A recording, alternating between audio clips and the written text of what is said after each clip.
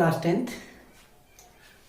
तो आज हम अपने नए टॉपिक की ओर बढ़ते हैं, जिनमें हम कुछ पदार्थों के विषय में अध्ययन करेंगे।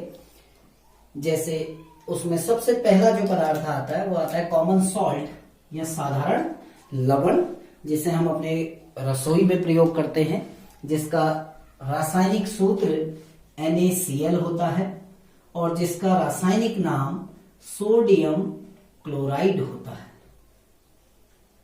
साधारण लवण जिसे रासायनिक रूप से हम कहते हैं सोडियम क्लोराइड और जिसका सूत्र होता है NaCl। अब ये सोडियम क्लोराइड कैसे निर्मित होता है?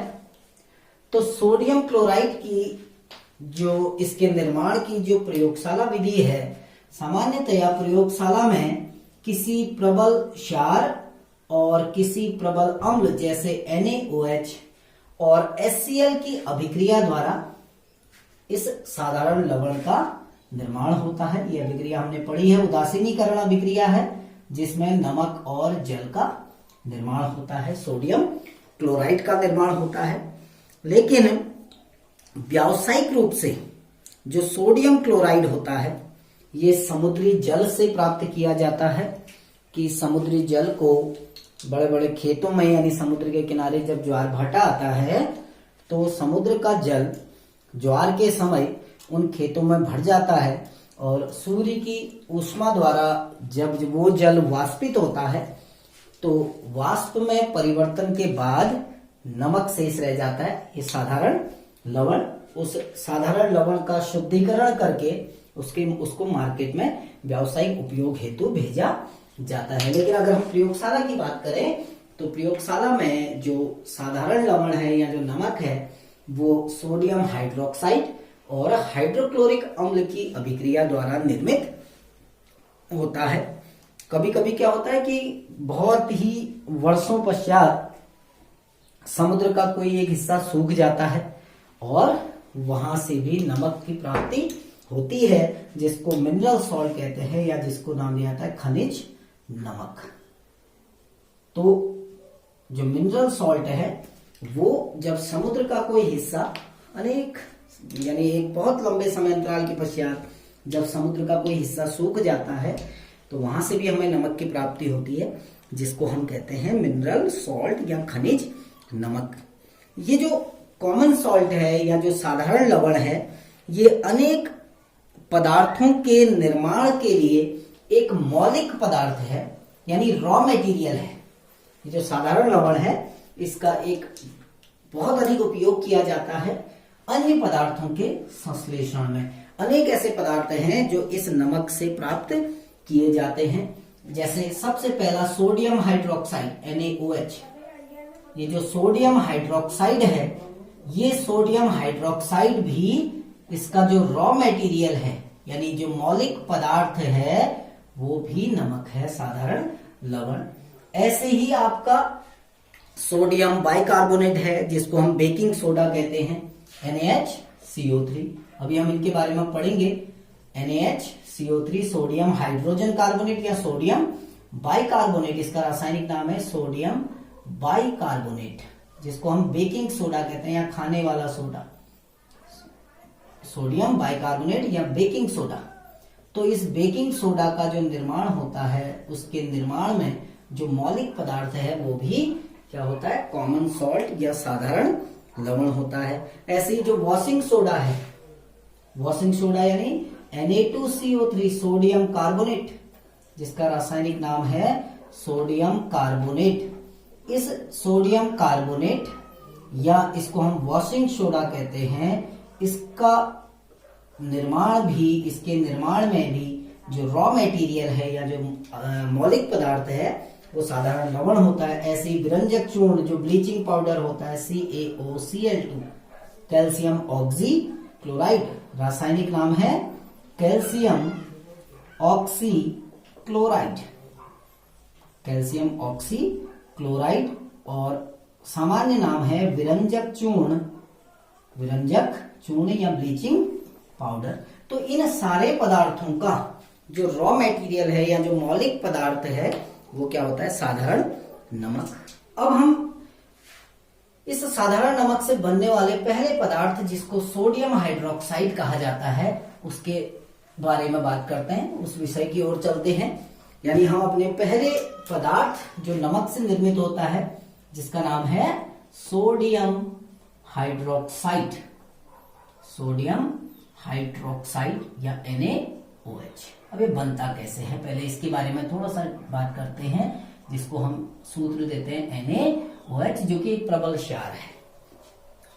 अब इसके बारे में बात करते हैं। एक डायग्राम बनाया हुआ है, देखो एक उपकरण है जिस उपकरण द्वारा NaOH का निर्माण किया जाता है।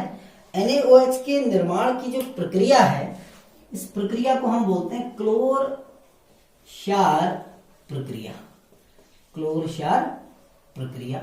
अब क्यों कहते हैं ये भी अभी देखो धीरे धीरे समझ में आएगा कि इस प्रक्रम को क्लोर क्षार प्रक्रिया क्यों कहते हैं। अब ये बनता कैसे है, देखो ये जो विरंजक चूर्ण हमने बात की, ये जो सोडियम हाइड्रोक्साइड है, ये सोडियम हाइड्रोक्साइड कैसे निर्मित होगा, क्लोर क्षार प्रक्रिया द्वारा। तो हम कहते हैं कि जब नमक के जलीय विलयन में, पहले मैं इसकी अभिक्रिया लिख रहा हूं फिर आपको समझाऊंगा कि अभिक्रिया कैसे बनी। जब नमक के जलीय विलयन में NaCl प्लस ट्वाइस H2O, जब नमक के जलीय विलयन में विद्युत धारा प्रवाहित की जाती है, मैंने I लिख दिया क्योंकि इलेक्ट्रिसिटी का जो प्रतीक है वो I है। जब नमक के जलीय विलयन में हमने H2O लिया है, यानी नमक को किसमें घोला, पानी में। ये जो नमक का जलीय विलयन है इसको ब्राइन सॉल्यूशन कहते हैं, इसको कहते हैं ब्राइन सॉल्यूशन। तो याद रखना, कहीं बुक में ब्राइन विलयन लिखा होगा, ठीक है ना, बुक में ये भी लिखा हो सकता है कि ब्राइन विलयन, तो ब्राइन सॉल्यूशन आपको पता होना चाहिए।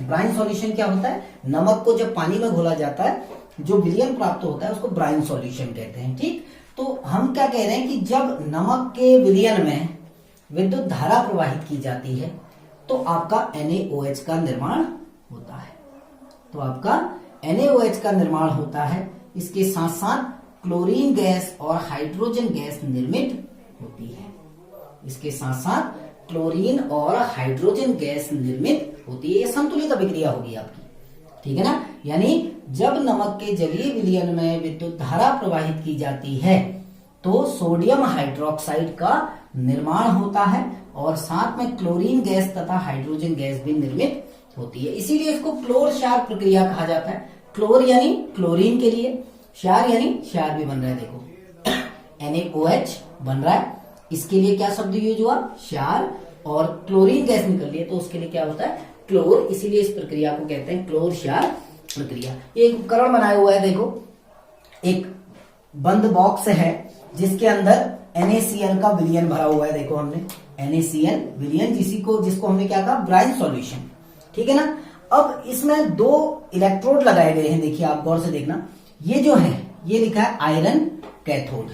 कैथोड किसको कहते हैं, ऐसा इलेक्ट्रोड जिस पर ऋणावेश होता है उसको कैथोड कह दिया जाता है, और ऐसा इलेक्ट्रोड जिस पर धनावेश होता है उसको कहा जाता है एनोड। ग्रेफाइट के एनोड लगे हुए हैं, इसमें दो जो मेटल है, ये आयरन की रॉड लगी हुई है, लोहे की छड़ है, वो किसकी तरह कार्य कर रही है, कैथोड की भांति, यानी ऋण आवेशित इलेक्ट्रोड की भांति ऋण आवेशित इलेक्ट्रोड की भांति कार्य कर रहे हैं।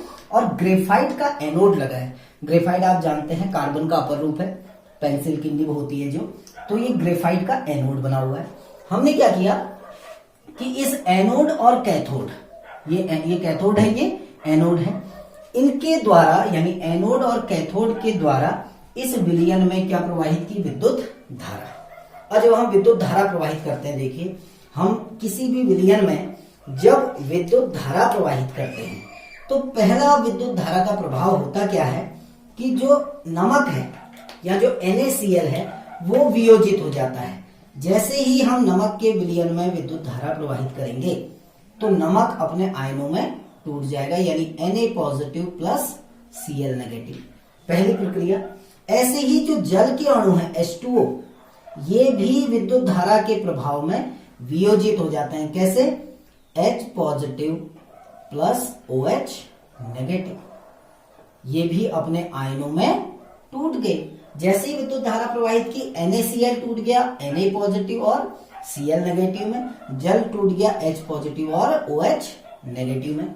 अब क्या होगा देखिए, दो इलेक्ट्रोड है हमारे पास, पहला है एनोड, पहला क्या है एनोड। एनोड कौन सा इलेक्ट्रोड है जिस पर धनावेश है, एनोड कौन सा इलेक्ट्रोड है जिस पर धनावेश है। अब आप देखना आपको विलयन में कितने आयन प्राप्त हो गए। देखिए विलयन में आपके पास 4 प्रकार के आयन हैं। 2 हैं ऐसे आयन जिन पर धनावेश है, यानी Na पॉजिटिव और H पॉजिटिव, इन दोनों आयनों पर कौन सा आवेश है, धनावेश। और 2 आयन ऐसे हैं जिन पर ऋणावेश है, यानी कुल आयन कितने हैं 4, 2 आयनों पर धनावेश, 2 आयनों पर ऋणावेश। अब एनोड पर कौन सा आवेश है, धनावेश। हमेशा आपको पता है कि विपरीत आवेश हमेशा एक दूसरे को आकर्षित करते हैं, तो एनोड की ओर कौन से आयन आकर्षित होंगे, क्योंकि एनोड पर धनावेश है तो इसकी ओर कौन सा आयन आकर्षित होंगे, ऋणावेशित, है ना। यानी इस एनोड की ओर कौन से आयन आकर्षित होंगे, Cl नेगेटिव और OH नेगेटिव। बट अब 2 आयन हैं, दोनों में से ये ध्यान देना कि जो Cl आयन है वो शीघ्रता से, इन दोनों में ये Cl आयन बड़ी तीव्रता से कहां पहुंचते हैं, एनोड के पास। ये जो एनोड है इस एनोड के पास कौन सा आयन पहुंच जाते हैं, Cl आयन, यानी ये जो ट्वाइस Cl नेगेटिव आयन है ये कहां पहुंच गए, एनोड पे। एनोड पर हमेशा याद रखना ऑक्सीकरण होता है, एनोड पर ऑक्सीकरण की घटना होती है। ऑक्सीकरण यानी इलेक्ट्रॉन त्यागना। तो ये जो Cl नेगेटिव है, क्योंकि 2 इकाई ऋणावेश है, आगे से 2 लिखा है, 2 इकाई ऋणावेश, तो ये Cl क्या करता है, 2 इलेक्ट्रॉनों का त्याग कर देता है।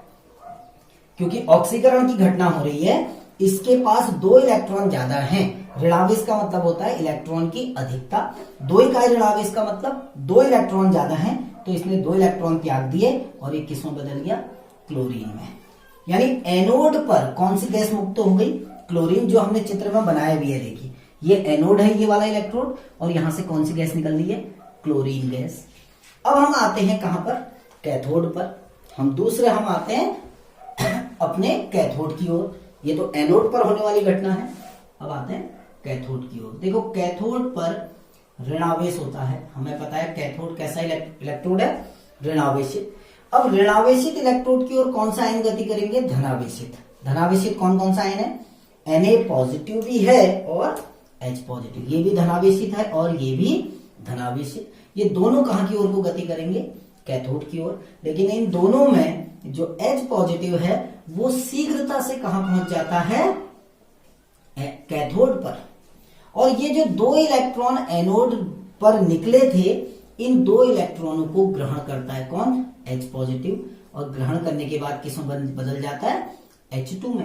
अब इसको ध्यान देना, इसके बाद 2 इलेक्ट्रॉन कम थे, 2 इलेक्ट्रॉन ग्रहण किए, किसमें बदल गया, हाइड्रोजन में। इसीलिए ध्यान देना जहां पर कैथोड लगे होंगे वहां से कौन सी गैस बाहर निकल रही है, हाइड्रोजन। इसीलिए एनोड पर क्लोरीन गैस मुक्त होती है।